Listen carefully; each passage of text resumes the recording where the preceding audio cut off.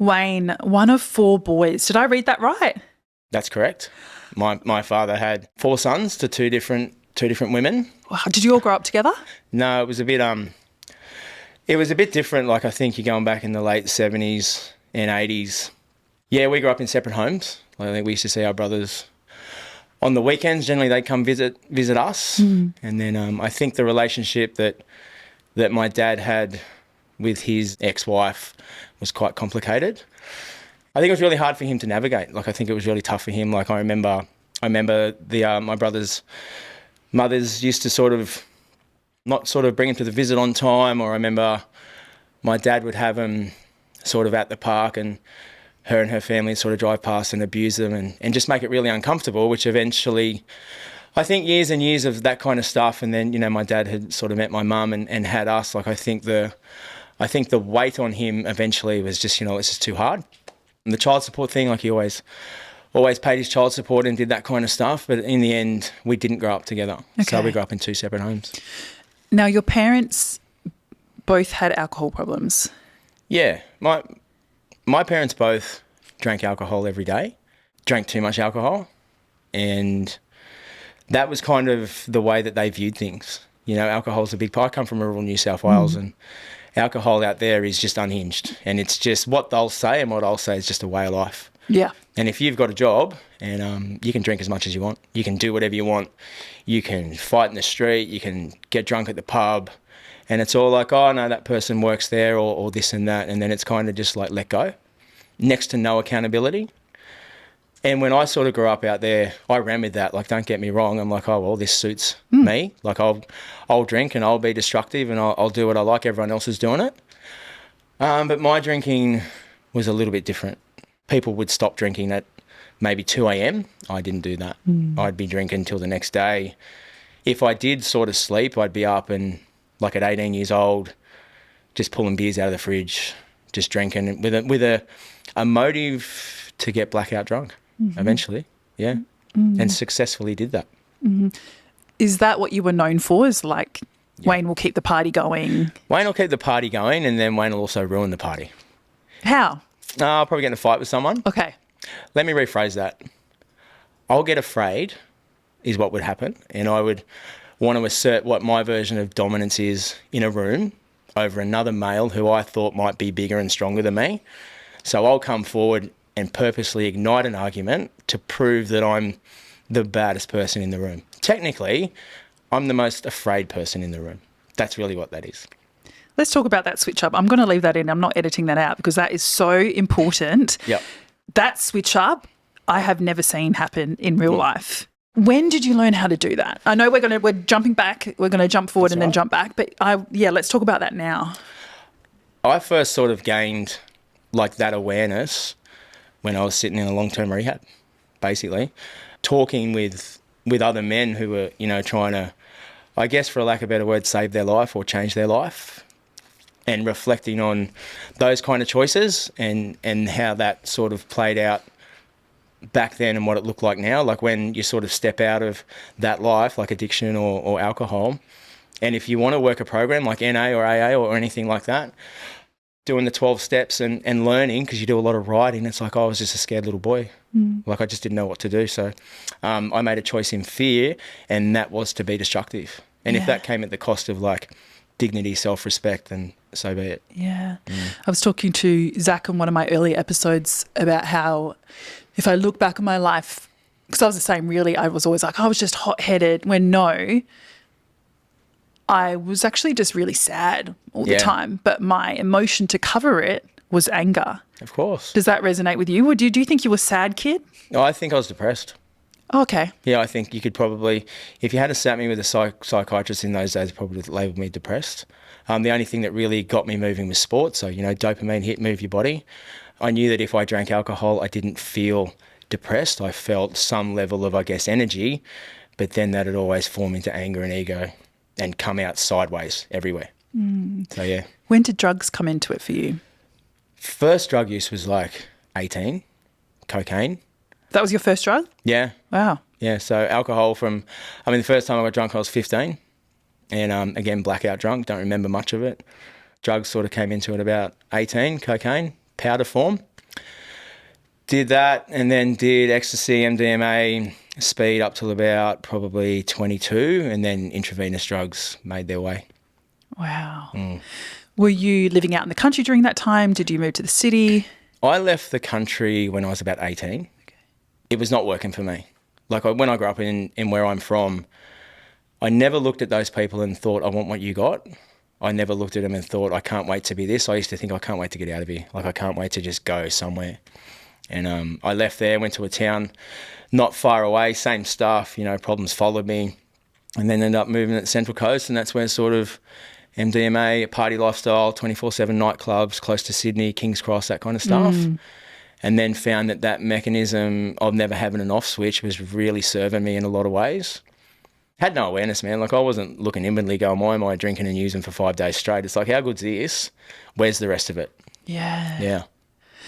Were you able to have relationships during this time? I'm just trying to see like how much it has spilt out into your everyday life. So the relationships I did have, like I had sort of 2 serious partners you would call that maybe could have turned into something more. I destroyed those relationships. The general sort of concept is the girls would be like, not at the same time obviously, 2 separate relationships, like, you need to stop drinking and doing drugs, and I'm just like, what do you mean? Like, you met me like this, I'm not changing. You can just put up with it, basically. So this is before mobile phones. Like, we go out Thursday night, come home Sunday. Yeah. They have no idea where I am. I'm not telling them. Like, I'm at some nightclub, I'm in some seedy crack den, I'm, at a strip club doing shit a boyfriend shouldn't be doing.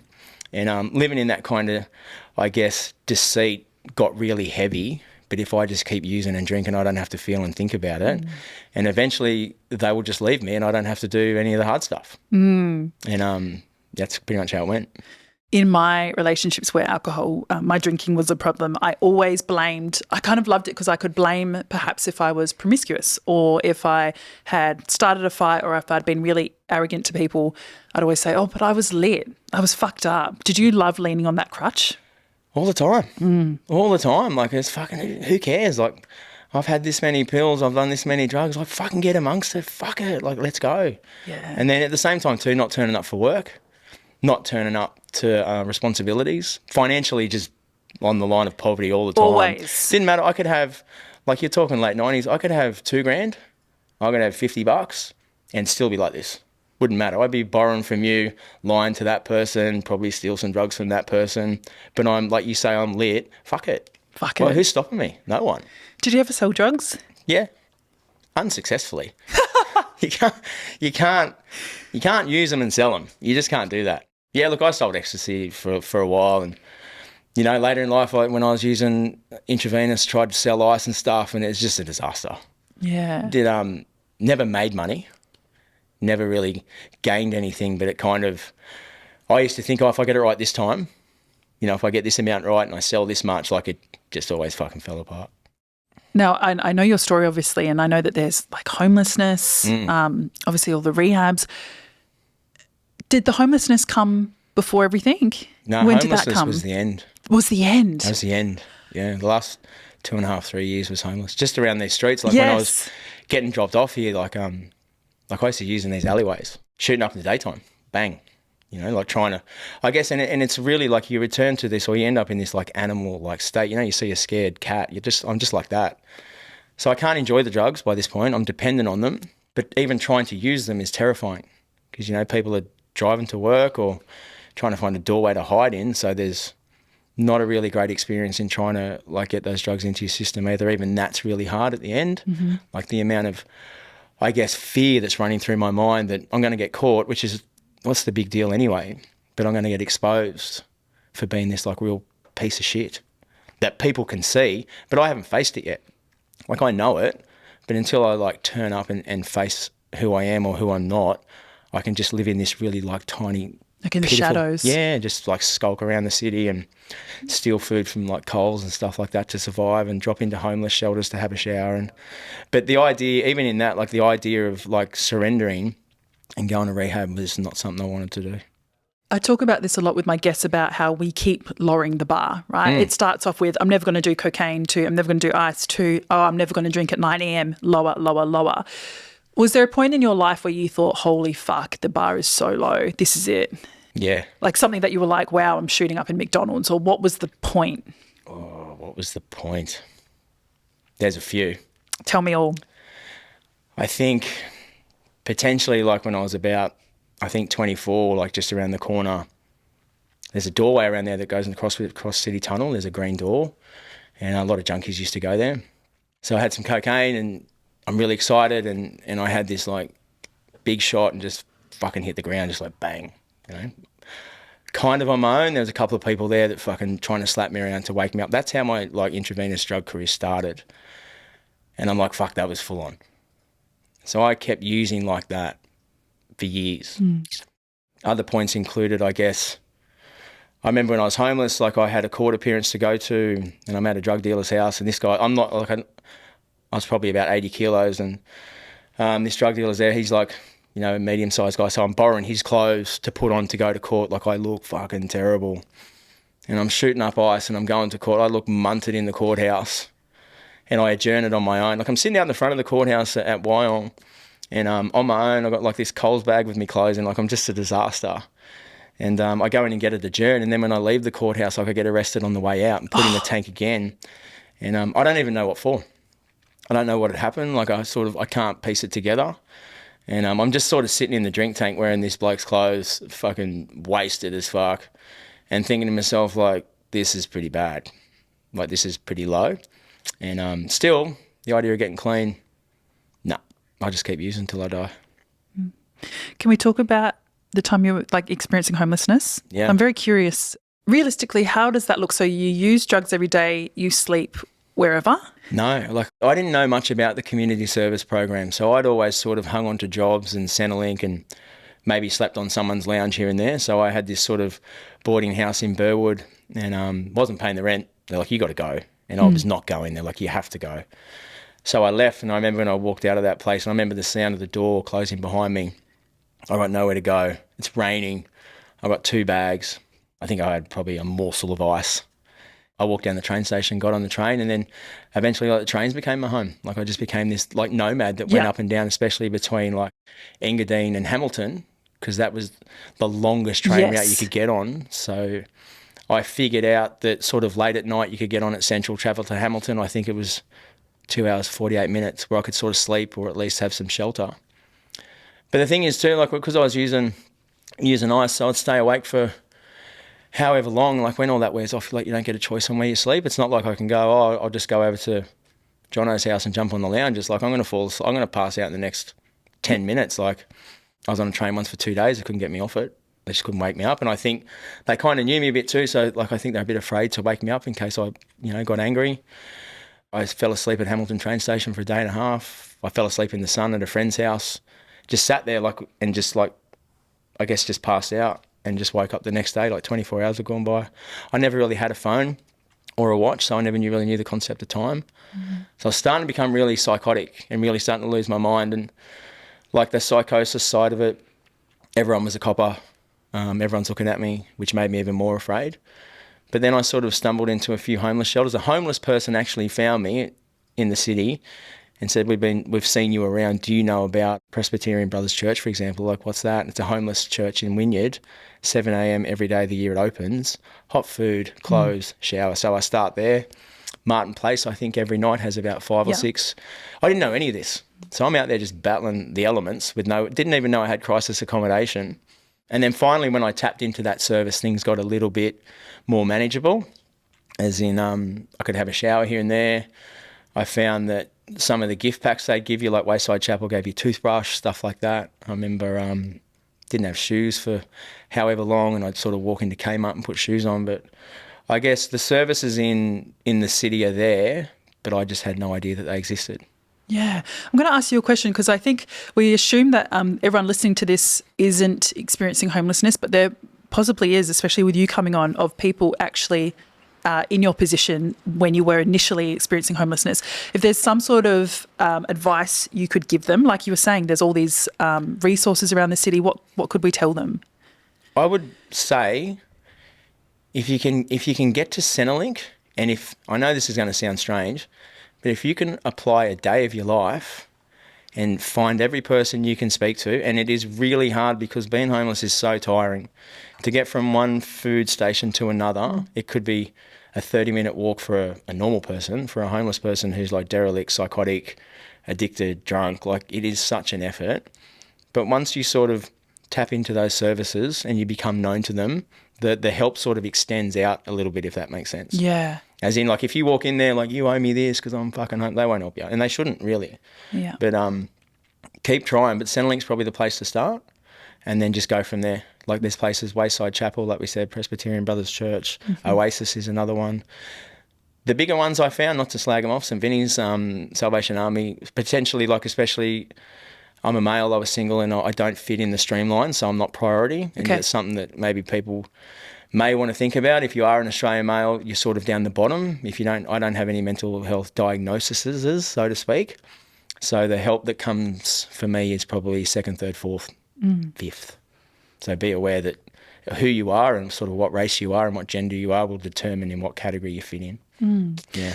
Look, Wayne, I know that you're not the spokesperson for homelessness, but I've always wanted to ask this question because I watched this documentary that opened my eyes, and he was saying, it was similar to your story, that he started experiencing homelessness after drug addiction, and the one thing that really broke his heart is no one would ever look him in the eyes. Yeah. How did the public treat you around that time? Obviously, it sounds like, you know, you didn't want to be approached or anything, but is there something that we could do? Is there something that we're missing as a society? It's called compassion. Amen. Like, oh man, people just treat you like a dog. Like I think when a person's in need and they can't say it, but they can show it. Like it's not an opportunity for a person to kick them like when they're down.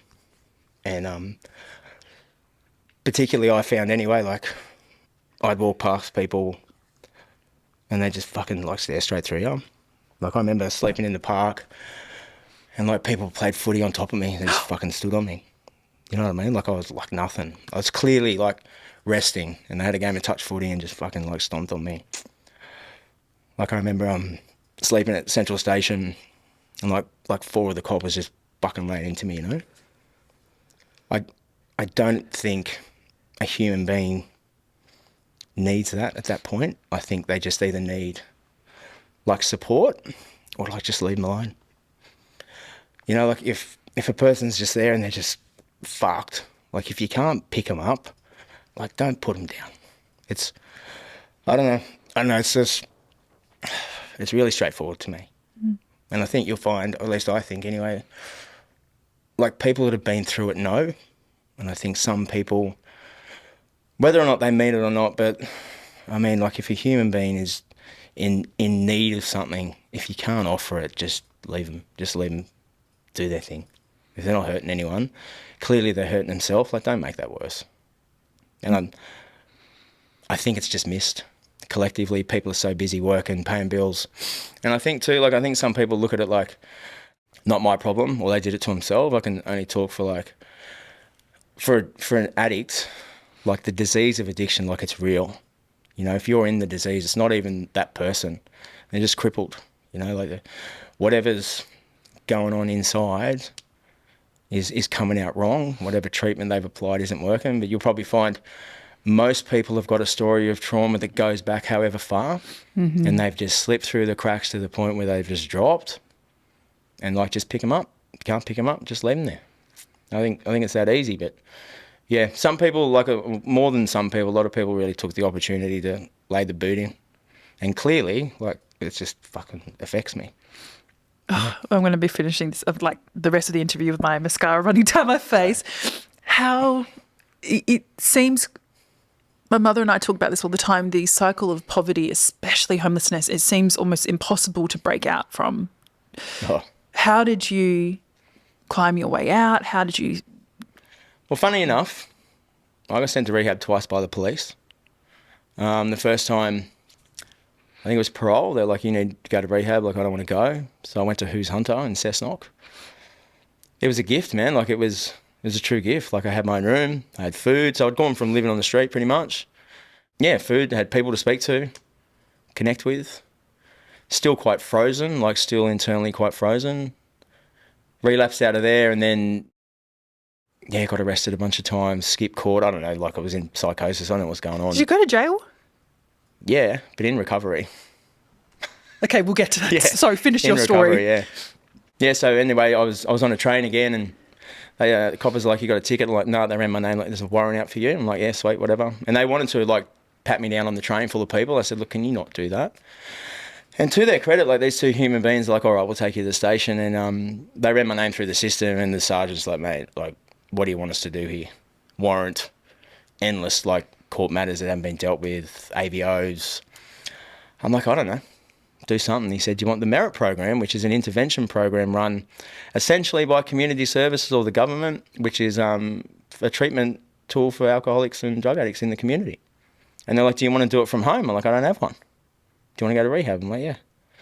That took about 2 months to get from there essentially to rehab. I did a few urine tests to prove that I was clean, fluked them somehow, and then got accepted into Gorman House Detox Centre, and then from there went to Who's Roselle. So I got lifted out of homelessness essentially by the merit program, parole, the police, Who's, other people. And I can say if they didn't come, I'd be dead. I either would have killed myself, which is like a real thing that was going through my head, or someone was going to kill me. Really? Yeah. I stole some stuff. I mean, look, what I did was I just took drugs off people, basically. And then would just run away like a scared little animal. Like I wasn't some mad gangster who was getting around like I'm going to do. Like I would generally wait till drug dealers are asleep, break into their places and take their shit and run, basically. Like proper run. Do you have a hit out on you or anything? That sounds... I don't, like I was a homeless junkie, man. I don't think anyone would waste their time, but as far as if someone wanted to prove a point, like people get angry when you take their stuff, people that are addicted when you take their drugs don't like it. I think in the heat of the moment, from what was going on, I think if people maybe had seen me somewhere on my own, could have potentially did really serious harm to me. That was the threat that was made. We're going to fucking kill you. So anyway, didn't.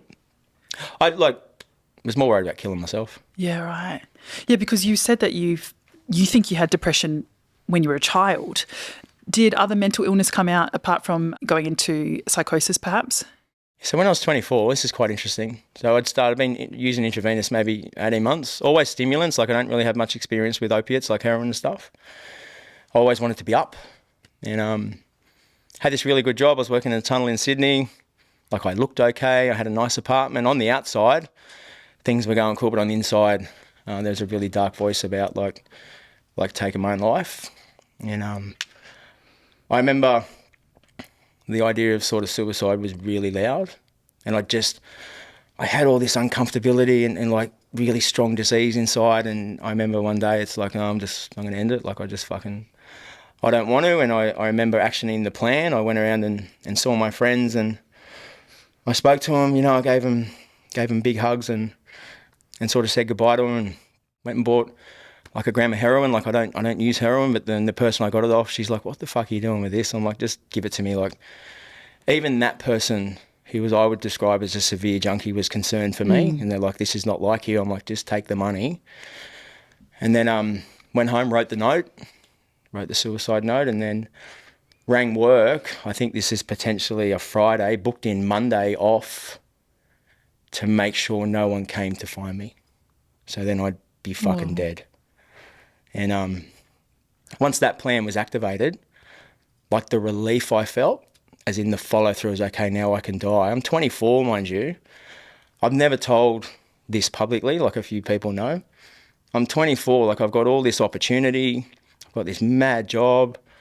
I've got people in my life. I'm not going to say they were the best people at the time. They weren't the worst. And all I wanted to do was die. When it came time to do it, so I'm living, my housemate had gone away and I'm on my own, and I like load up the needle and I've got my arm and like it's just tethering on my vein, like just pricking it. And then I fucking chickened out of it. So here I am caught in this space, like I don't want to live. I'm too much of a coward to kill myself. And I'm just sitting in this world of like I just fucking don't want to do this. And I never mentioned it to anyone. Like the next day when I sort of, I guess you'd say, came out of that suicide patch, I'm like, fuck, that was close. Whoa. Wow. I don't use heroin, so I don't care. I threw the drugs away. I didn't know any heroin addicts. washed my hands of it, walked across the road to the RSL club, got on the piss and just went fucking lucky there. That's literally how I thought. Yeah. Was that the closest you ever came to it? That's probably the closest, but then towards the end of homelessness, the idea of it was so strong. Like I remember I used to use out in the national parks and stuff, like I'd just go way out there. And the train station at Cowan at above North Sydney, I'd sit there because I really liked the idea the bush was there, so I could run into the bush and hide because I'm afraid of everything that's alive. And then I think, like, if I just lay my neck on that train track, the train will just cut me head off and I'll die. Never told anyone. I mean, I had no one to speak to at this point. But those kind of dark, demonic thoughts were, like, way too loud, obviously, if that's where I was at. Yeah. So I don't know what kind of mental illness you'd put that down to, or if it is one. But it's definitely not, like, a normal thing. No, and so premeditated. So the intricacies, the getting work off. How long are you in that thought process of, I'm going to fucking kill myself, I'm going to kill myself? Like, how long does that last for you? Like a week? At that time, it was probably built up for maybe a week, and it felt like all this pressure, and like my skin was rippling, like my brain was just like so loud, and I was sticking like cocaine in my arm, and that'd give me a relief, and then have to live in that heightened state, but with no high, if that makes sense, and then just use more, which, you know, addicts do that, and then it just sort of got form, got a voice, got a plan, got an action, and then it just went. And I was just powerless over it, like, to honest, like I literally couldn't turn it off until the point where it came to action to die. Couldn't do it. So whatever gift of desperation that I have or had was just enough to not. Does that therefore then push you in harder into your other addictions because it's in that shame spiral, that guilt spiral of too much of a coward? Yeah. 24 this is. I used like that till I was 36. I used like worse than that. And like, it's not in recovery, like we don't really measure, like I use this much, I use that much, but rarely did I ever spend a day without a needle in my arm on some level. And then it just spiraled, like it was huge. And everywhere I went, I would just bring destruction with me. I would just destroy everything. Like, I'm the villain in so many people's stories. There are so many people, and there'll be people that'll watch this and probably go, that guy's a fucking, he's a cunt, he's a dog. And they probably, in their version of me, they're probably 100% correct.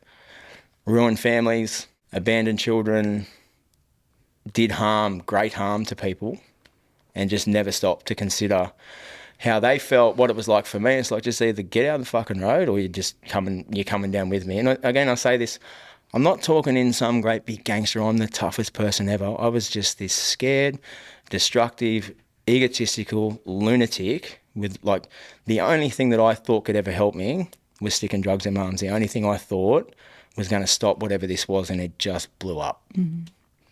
Wayne, if I had to try and find someone on the internet or in real life who has suffered with addiction and has never done any wrong to anyone, they don't exist. I wouldn't have a podcast. I think I saw your... the video. I liked it. Because so many of my guests are getting backlash at the moment because we have been villains in people's story. I completely resonate with that statement.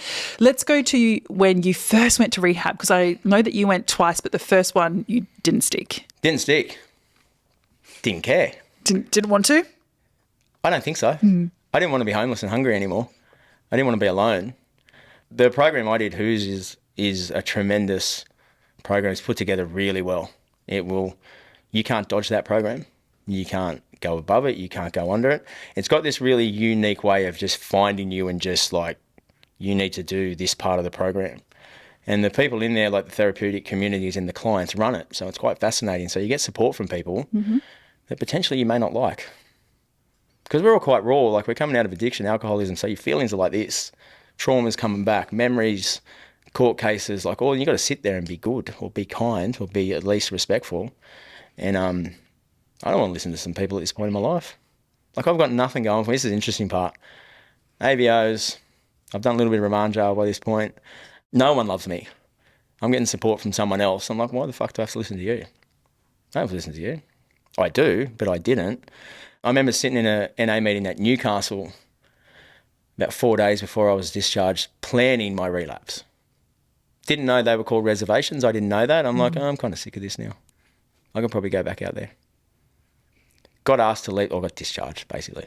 I was on every, people will know from Who's if you can hear this, I was on every awareness you could think of. There was no room left in the program to keep me there. My foot's out the door, my head's out the door, so the manager's just like, you can go out the door. Got dropped at Centrelink at Cessnock. And this poor lady, I went in and told my sob story because I need money now because I want to drink and use. I don't want to fucking break the law. And so she's studying to be a community services worker, and I'm just out of rehab. I got nowhere to go, and I feel sorry if that lady ever sees me. So she gave me like $700 on an EFT card. Straight to the ATM, get a phone, in the pub, get a SIM card, catch a bus. The last place that I used drugs before I went to that rehab, I went from that rehab straight back to that person, straight back to that public toilet, and did the same thing. Bang. That money was gone by midnight, sitting in the gutter, psychotic, nowhere to go, no chance. And then just rocked into old dealers' houses. Tick me up, do this, do that, just talking shit, just trying to get by. And then the rehab had sent, like they save money for you each week, they'd sent that, I conveniently sent that to a dealer I know down the South Coast, and they mucked the amount up by about $1,000, which is convenient. Cash that. Won money on the pokies. Like I think I went through $3,000 in about 24 hours. Oh my God. Yep. And in psychosis, by this time I'm in psychosis, like I'm wandering up the train tracks thinking I'm talking to people that I know from my childhood. That's where that went. How long were you in that stint for? 4.5 months. And did you go to jail here or later? Later. Oh my God. Later. And you went to a second rehab? I went to so I got the merit program. So that's when I was putting on that drug dealer's clothes and blah, blah, blah. So I got, sorry, that's a different court hearing. So yeah, when I got arrested on that train, got the merit program from that part, which is essentially what got me to Who's Hunter. Yeah, that relapse was, I think I'm still affected by that. Really? I think so. I think parts of my brain aren't going to grow back from that. And not necessarily from the drugs, but the fear. The fear of being on the streets, the fear of, because, I'd stolen some stuff from some people, the fear of them chasing me. They probably weren't even coming, if I'm honest, but the stuff in my head. Like I remember thinking helicopters in the sky are chasing me, and I'm running through national parks for days, running away from voices, ghosts, all this kind of crap. And then, went to rehab from there. How on earth did you go to rehab? Like, who found you? Oh, from the train. Oh. Yeah, the police gave me the merit program. Okay, so you've just come off, the most insane 4.5 months. You go to rehab a second time. What was different about this time? I was, so I get emotional with this stuff. Oh, fuck. I was just fucked. Like I remember being in like crack dens and there's people in there and we're just fucking shooting up. There's needles on the floor. There's AFP at the door. There's all this stuff. And somewhere before that, like I just remember sitting there thinking, I've got to get out of here. Just this like tiny little whisper that said like, just go. Like I left all those people. I haven't spoken to one of them. Like they're not really your friends. And to be fair, I'm sure anyone that's been there would know that they're not. You sort of trauma bond with people. But I remember just looking around thinking, I've got to get out of here. And even in that, it was not me that did it. It was the police. The police are practically the ones that connected me with Who's. And between those two, I was on parole then as well. So parole were visiting me in Who's to make sure I was there. Yeah, because I probably forgot to mention when I left, I got asked to leave the first rehab, I was meant to go to the parole office and I didn't go. I just signed the book and ran out, which is what prevented me from getting probably a decent sentence there. Yep. So they were hunting me down. I had no phone, which is convenient. They were calling my mum, they were calling my friends. Like the police were looking for me. Never going to find me. And it was only sort of the fact that I needed food, water, survival techniques that would bring me back into the city to sort of get my needs met, potentially try and get whatever drugs I can get and then take off. And got picked up on the train. Thank God. Like, that's a God job, man. That's God saying to them coppers, get that guy, like he's going to die. Isn't it extremely backwards that your addiction is kind of what saved you? Because that's what made you go to, like, the cops and the rehab. And you just touched on it then. Do you believe in God now? 100%. It's like a spiritual kind of thing. Like, I mean, people have got the dogmatic version, Catholic, and all that's cool. It's not really my jam, but like God, gift of desperation. Like that's when you said what changed the second time. That's what I had. Like I remember looking up the step, the pathway at Who's Roselle, and instead of doing Who's my way, like I'm going to do Who's way. And that's sort of that's where the magic happens. Tell me about that time, the second time. Oh, it's quite humbling. It's quite healing. But I think to like it's an opportunity, I guess, to be safe. And I'm not sure if anyone can relate. And obviously, like, it's a thing for me. Like it says, like, how much fucking fear I was living in, and to not sort of live in that, like to be in a place of structure, love, support, guidance. And I found too, particularly, I think mainly that, you know, there was other men there that were battling stuff. When I say my stuff, if I talk about my story, that's lovely. But if I hear someone else say it, I think, oh, I'm not alone. Like, I used to think that my story was the worst story. Like some fallen rock star should be some Hollywood bloody mainstream film. It's not. It's just an ordinary story. And I remember being at Who's, and the manager there, I won't say his name, but he said to me, he goes, "Wayne, you're just an ordinary person with ordinary problems." And I'm just like, really? It was quite relieving. Yeah, It's I like, can imagine. I really just am some ordinary guy. I do some things really well, but up until sort of, you know, sitting in a treatment centre where I could hear other men share their stories and their problems, I'm like, oh, I'm not alone. Finally, you know, I found a group of people, especially men, like that's where the recovery side of it comes into it, especially men that, you know, weren't afraid to talk about their fears, or that weren't afraid to sort of say to me, look, you're not probably doing rehab the way it needs to be done, do it this way, and I'd be open to listening. Basically, like when I said, like when I was in those places and there's all those drug paraphernalia, like I can't go back there, man. And I'd never make it back. Yeah. It'd be horrible. You finish rehab. Oh God, now you have to rebuild your whole life. Yeah. How do you actually start? Where do you start? Do you reach back out to family, friends? Man. Where do you start? At the beginning? So Who's have a family support team. Like they do that for you. I think that's a really great part of that program because, my family probably didn't want to hear from me. Yeah, my mum and my brother are the only ones that are left. I got two daughters. My oldest daughter I wasn't really consistent in her life and stuff, but we had a connection. So rehab rang her and she said, well, that's good. I'm glad he's safe. And then my other daughter at the time, she was probably 5. So they touched base with her auntie, like she's in guardianship with her. Mm-hmm. So they do that side. And then what I do is my part, as in I engage in the program, Who's taking to Narcotics Anonymous every day. So you go into NA and then you just sort of start listening and start to defrost a bit. But to be honest, like my head was that loud, couldn't really hear anything, felt horrid every day. You just sit in your morning group. And I used to think to myself, will this be the day that I feel better? No. Mm. Get up the next day? No. Next day. And then that becomes the norm. You just start stacking these habits of going to morning group, talking to other guys, going to NA. And then, got a sponsor in NA and started working the steps, started unpacking, I guess, the past and starting to get to know self and started to engage in the community and connections, and regardless of how sort of uncomfortable and excluded I felt, because I've come from a life of where I've been alone and just hopeless at life. So now I've got to try and fit in here, and I didn't necessarily have to try that hard because people just be like, it's okay.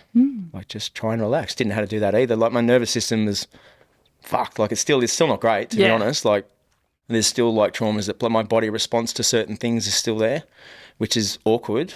But and then you just start this journey of being a man without drugs and alcohol. Essentially learning that is quite fun.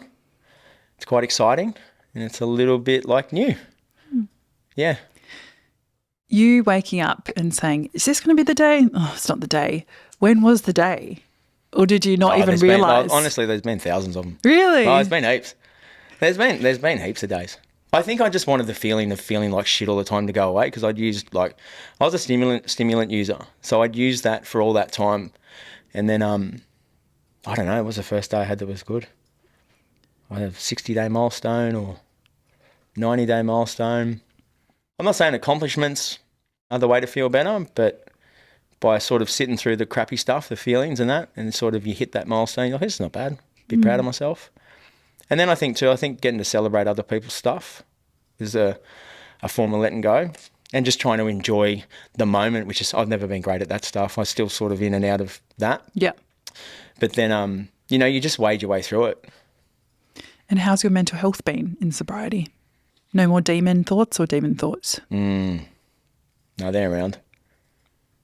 Yeah. I think it ebbs and flows on how much effort I want to put in. Like if I drift away from what we call the program, my mental health suffers like within 48 hours. Wow, okay. If I don't connect, if I don't contribute, if I don't swim in the streams of principles, whatever they are, usually like integrity, congruency, if I move out of them, which I don't often because they're good anchor points, doesn't take long till I'm doom and gloom, fuck it, what's the point? Like I don't want to pick up, but I don't want to answer the phone either. Yeah. I don't want to leave the house. So quickly drift back into the connection side of it.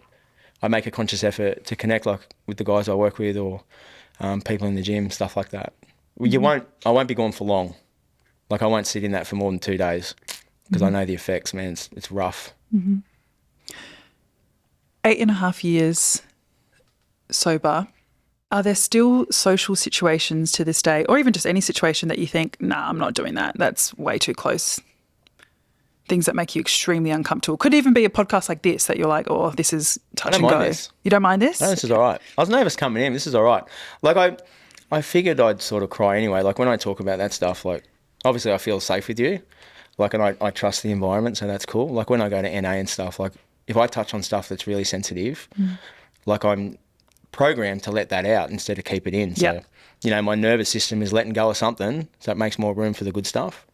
You won't see me at a concert, that's for sure. Yeah, that's what I mean. Like any social situations that you're like, fuck no. Mine's like hens parties, boat parties. No, none of that. Yeah. Anything to do with like overwhelming crowds, like I'll choose if I go to Westfield at all. There was talk of us going to some function somewhere or something. I don't really want to go. A lot of guys I work with, they'll go to the pub after work and stuff. I'm not coming anyway, but I'm not going. Yeah. I'd rather just hit the gym, hit a meeting, or go home. I think men listening, especially that pub talk or we're going to go to the pub after work, how do you put in your boundaries? Obviously, people know you're in recovery, so I think there's a bit more grace. But do you just say, I'm not going to that? They stop asking me. Yeah. The other day, a guy asked me, his name's Riley. He said, oh, we're going to the pub. Do you want to come? I said, I'm going to a NA meeting to make sure I don't go with you. Yeah. Do you want to come to my meeting? Yeah. I don't go. And you touch base with it. It still fascinates me that a human being can go to a pub, drink 4 beers, go home, cook a meal and go to bed. What the fuck is that? Yeah, they're not pushing the boat out. I just don't get it. I don't get it. I don't know how it can be done. And it's not my story. Like one's too many, 1,000's not enough. And I say to them, you'll never see me again. I'll just never come back. And I'll be gone. Is there any ritual you do to keep on track apart from the meetings? Like do you wake up, you have to journal, or you have to go to the gym, you have to keep the promises you've made to yourself? Yeah, the non-negotiables are the gym, connection, integrity, congruency. Yeah. The meetings, like usually do meetings Tuesday night or Friday night, usually 1 or 2 a week. That serves me quite well. But I'm in a couple of pillars, like recovery pillar for strength, fitness, work, relationship and connection. Like those 4 pillars are the ones that provide this guy. And that's how it goes. Wayne, do you see your addictive behaviour in other areas of your life, like work, gym? Yeah. It is, hey? I've worked myself into depression, mild depression. Mind you, like I haven't been diagnosed, but my version of just sad and what's the point? I think I worked every Saturday for 6, 7 months. Years ago, it was the same thing, 13 days straight, all this kind of stuff. I've trained myself into some significant injuries, as in I can't turn it off, and then train through them like they don't exist. As in, if a person, like you talk to someone else that's normal, they're like, I just don't train. I'm like, what? What do you mean? What the fuck is that? I'm going, I'll just do something else. Like I tore my calf a little while ago and just used the row erg with one leg. Sat down for a ski and just pulled the ski that way. Or just did upper body. Like I'm not going to not do it. Like I'm But all or that nothing. obsessed about it. It's all or nothing. Like I'm going to give everything to this. I don't care what it gives back. I just need to know that I've contributed 150% to it. And if that comes at the cost of an injury, sadness, whatever, I'll just keep going. And people that are close to me have pointed out, like, are you okay? Probably not. It's a question that I ask myself every now and then. So it's there. It's definitely there. It's just like the new addictions are just different. This will be one of my final questions. I'm interested to know if you've found the root cause of the wound of these addictions. Do you think it was abandonment? Do you think it was a loss of love? Was it a emotional negligence from your parents? Bit of A, bit of B, bit of C, everything? Emotional abandonment when I was younger. And that's just the style of the way that baby boomers just raise their kids. Correct. Yeah. Like if I was in need for love and support, I just didn't get it. It doesn't mean I wasn't loved. It just wasn't action. And you just sit there as a kid going like, this is fucked. I'll go do something else. Mainly that fear of abandonment. And that's unhinged me a few times. Still comes up now. Yeah. Like, yeah. How do you work on it? How do you show yourself that you are safe? I know that we've talked about the meetings a lot, but are there little things that you do to show that young little Wayne that he's safe finally? He isn't going to be abandoned. I'm going to listen to his thoughts, his feelings. It's a work in progress. There is a fear that runs. It's quite overwhelming. That can really like almost harm me. Like the trauma that comes with it, and this is not due to any human being. Just the thoughts that have evolved over time can be quite deafening to the point where I can like just cry out of nowhere. I have to sit down. I wouldn't be able to drive a car. There's no drugs to mask it. There's nothing to hide from it. In that, like I've got some people with me that I can talk to that can sit with me. I prefer not to because I want to parent myself, but then I'm just being like proud, just reach out for help. It just comes through a sequence of like being aware when it's happening, if I need support to get it. Like don't hesitate. Like Lil Wayne back in the day needed love, didn't action it, didn't come. I'm not prepared to make myself suffer for what? What am I proving here? And it is extremely uncomfortable, very uncomfortable. Can I just mention one thing that we touched on before we didn't get to? So I went to jail in recovery for 48 days through an error through the paperwork of ABOs. So I was 6 months clean, 7 months clean, got plucked out of Who's by the police, and then they put me in Silverwater jail for 48 days until they could figure out what the fuck was going on with this ABO. Oh my gosh, yes, because we never even touched on the prison. It was so chaotic that time of your life. We never even went back and touched on the prison. You go to prison, what is it actually like? It's terrifying. Because you were saying already out on the outside you were a scared little boy. I'm fucking scared now. I'm clean. I'm fucking terrified. Like I'm in maximum security. Maximum security? Yeah, that's where I went for 7 days. That's generally the process, MRR. You go through maximum security and then they weed you out. It's mental, man. You're in there like everyone's coming down off the weekend. Everyone's like fucking wasted. There's drugs everywhere. There's violence everywhere. I'm just there just going like, this is interesting. The way I would look at it, as in like when I was in addiction, I was arrested. I think I was arrested 22 times for just fucking stuff. And I'd walk out of those courthouses laughing and going, I got away with it. I think it was like God saying to me, prove it. If you want to be clean, like show it. And it was an opportunity like to gain strength. Like it was an opportunity to get a real, like I guess, grounding technique outside of rehab and NA. Not ideal, but I think it really strengthened me. But it was scary. First week was pretty scary. Yeah, so you wake up, do you have to stay in your cell? Yeah. For how long? Varied each day. Okay. And then you go out, do you go out for meals? Sometimes. Otherwise, I just drop it at the door. You get 3 meals? Sometimes. I had a bit of money. Like I had some, not a lot of money, but the NA community supported me and my family finally sort of got past their stuff and like we helped him. So there was like buy up money. I had phone calls. I ended up in Dawn DeLois, which is like minimum security. So it's kind of just like a really big like boys home with grown men, some bupe around and stuff like that. Yeah, did you take bupe? Nah, stayed clean. Wow, you're the first person Yeah. on this podcast who went to jail and stayed clean. Stayed clean. 100%. Some young kids in there, like 18, and like I'm sure people have said, like the way the drugs in the needles and that is filthy. And I'm saying to these young kids, like, trying to give them a bit of recovery. Like, if you're going to use, you're at risk of like Hep C and all this other kind of stuff. So trying to sort of work a program with them, give them a bit of essence of help and hope, trying to say when you get out, go to rehab. So I tried to sort of, I guess, advocate for recovery. There's a few people in there that had done who's that weren't clean, so I had people to talk to. Yeah. But there's no way I was going to use. Do you mentor people now? Yeah, I sponsor a few blokes. Yeah. About 4. I can feel that from you. You've got a very, I feel like you'd be amazing at advice, which brings me to my last question. I think I'm going to throw it back to you. Is there anything I've missed, or is there advice that you would love to give anyone who's watching? Like, if you're clean and you're watching, just keep working a program one day at a time. Like, show up on the shit days. We all have them. Just turn up, do the meeting, call the sponsor. Fuck, if you're in addiction, like, fucking hang on. I couldn't imagine. Like, look at the weather. Like, imagine being out there trying to rip and rort, trying to get your needs met. Detoxes, rehabs. Just keep going till it sticks. Like, eventually, it'll just work. Mm-hmm. One day you'll just be like, I don't have to use today. Just keep striving for it. Wayne, you have been helpful, doesn't even feel like the right word. You have just been so amazing. I'm going to put all of everything you've mentioned, I'll put it in the show notes. So if there is someone, especially if they're experiencing homelessness, I'll put all of the help in the show notes. But I'm really grateful for your time. Thank you so much. And thanks for being so vulnerable with me. That's okay. I feel honoured. No worries. Thanks.